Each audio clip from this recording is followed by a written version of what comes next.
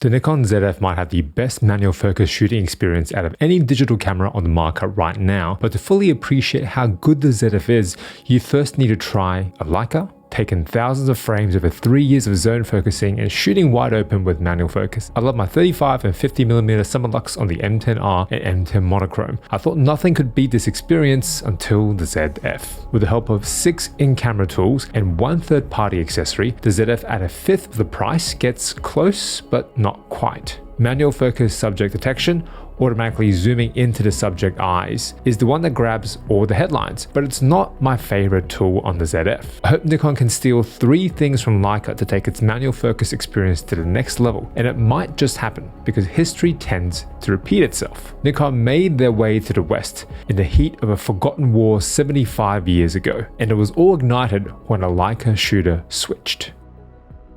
Hello, I'm Jack, scientist, street photographer, and this is Bokeh Therapy. I'm currently looking to buy my first F-mount lens, a vintage manual focus optic. Why not get the new chipped Voigtlander Z-mount glass? They're all sold out, and I already own them in M-mount. My favorite's the Voigtlander 50mm f1.2. Before diving into F-mount, I wanted to try my M-mount glass on the ZF, so today I'm trying the TT Artisan M to Z 6-bit coded smart adapter and comparing it against an Earth dumb adapter without electronic contacts. Why not the TechArt M to Z autofocus adapter? The whole point is I like manual focusing. It slows me down and helps me relax. All the assist tools I'll talk about today work the same on the ZF and the Z6 III, starting with Assist Tool 6, Focus Peaking. I like focus peaking in red, which has the most contrast when shooting in color, but it really pops in monochrome. In most cameras, I turn focus peaking up to its maximum strength, but I can get away with the weaker setting on the ZF, which is good enough if I'm shooting at f2 or f2.8 on 50mm. But if I'm shooting at f1.4 or f1.2, I need to zoom magnify. Focus peaking works exactly the same whether using the TT Artisan Smart Adapter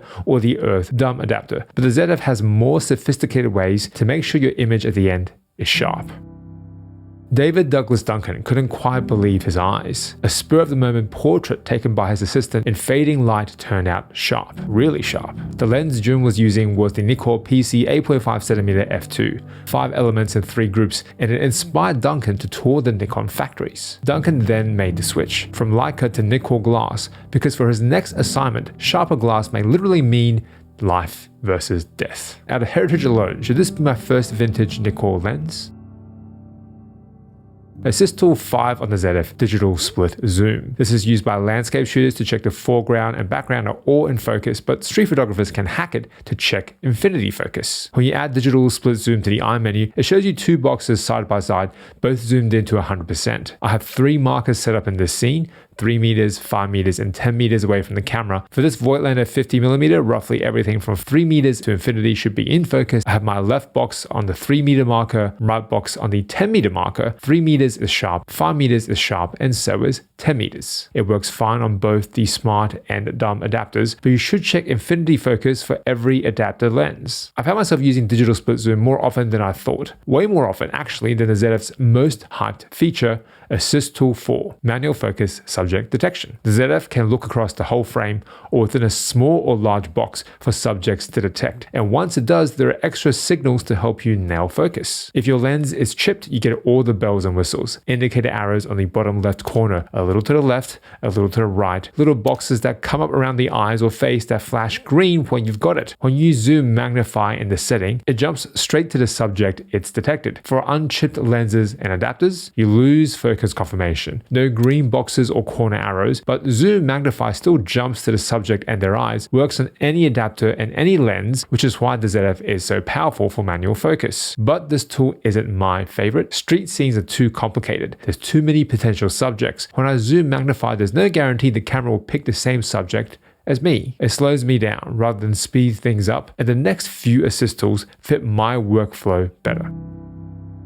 The Nikkor 8.5cm f2 has an old school Leica thread mount, so not the right lens for everyone. It wasn't the right lens for David Douglas Duncan either. He traveled with the US Marines to Nakhtong River, Korea in 1950, and with his Nikkor 13.5cm f4 and his tighter telephoto framing, he captured the troops silhouetted against the frozen battlefields. This shot is a haunting sight, Nightmare Alley in the Chorzem Reservoir. He was on a mission, there to capture a wordless story. So far, we've looked at 3 features on the ZF, all to do with manual focus, but they're spread out in completely different parts of the Nikon menus. And this is the first advantage Leica M still has over the Nikon ZF. Its menu is completely optimized for manual focus. No hint of autofocus or video settings to tinker with and distract you. My suggestion on the ZF, instead of just the black and white toggle, which I do love, make this a manual focus toggle. Only the manual focusing options show up, and this should be doable via firmware. I doubt this will ever happen. It is a bit of a niche request, so my workaround is just to add everything to my menu. Every manual focus setting I've talked about and I use is saved here.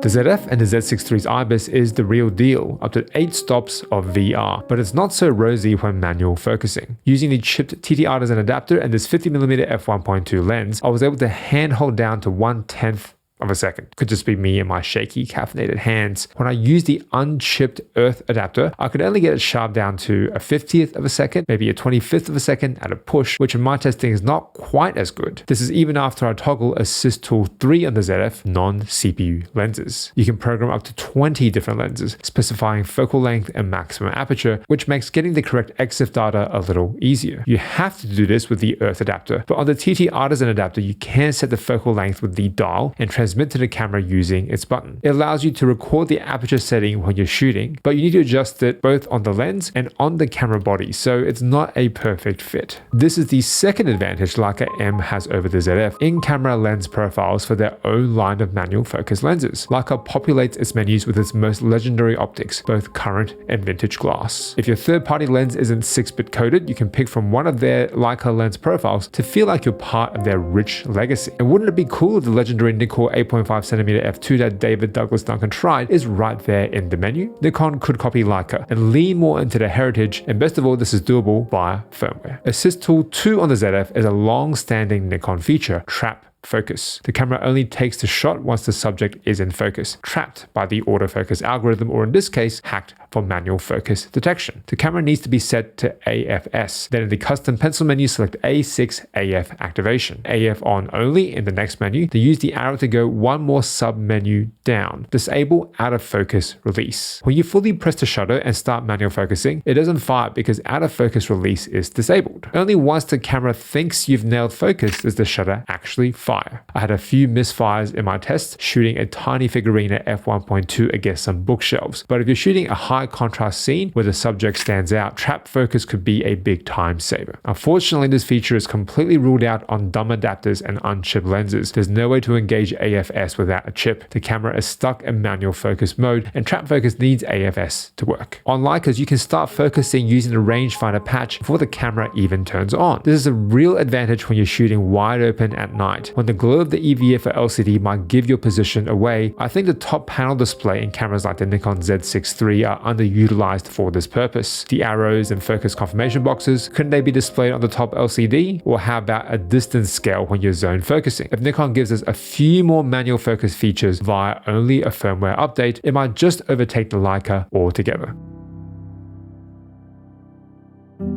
Looking at the gravity of these moments, their impact throughout history, my everyday photography not only pales in comparison, but also lacks purpose.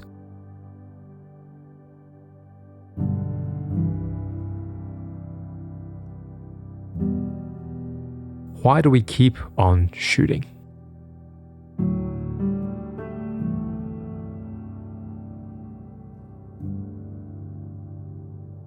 Assist Tool 1, Focus Confirmation. A small box, wherever you put it in frame, turns bright green when you've nailed manual focus on the ZF. This is surprisingly accurate. I never need to zoom, magnify, and double check. You never lose sight of the whole frame, just like on Leica M. But instead of looking for a low contrast superimposed ghosted image on the central rangefinder patch, on the ZF you're waiting for a box to turn green. The box can be anywhere in frame, not just limited to central composition, and you get exposure preview and focus peaking to boot. This works even when manual focus subject detection is turned off. There's no random zooming into people in the background. I get to stay in the frame, turn the focus ring, waiting for one small unobtrusive box to light up. It really makes manual focus on the ZF the Zen experience it should be, but It only works with chipped lenses. If your lens is unchipped, you'll need a chipped adapter. I think this feature alone makes it worth it. It brings the ZF the closest to a Leica rangefinder shooting experience I've ever had through a digital display.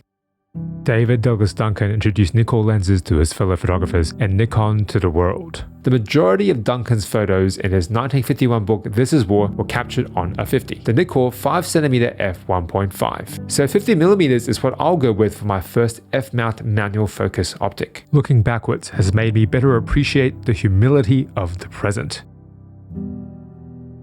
It's up to us to create our own meaning. Nikon makes a lot of vintage 50s, so please let me know in the comments below about how you found a good copy of your favorite vintage 50. For now, I'll shoot with my modern manual lenses, and in the next video, I'll discuss what might become a new classic. You'll find that video here when it's ready to go. I'm Jack, capturing the peace in every moment.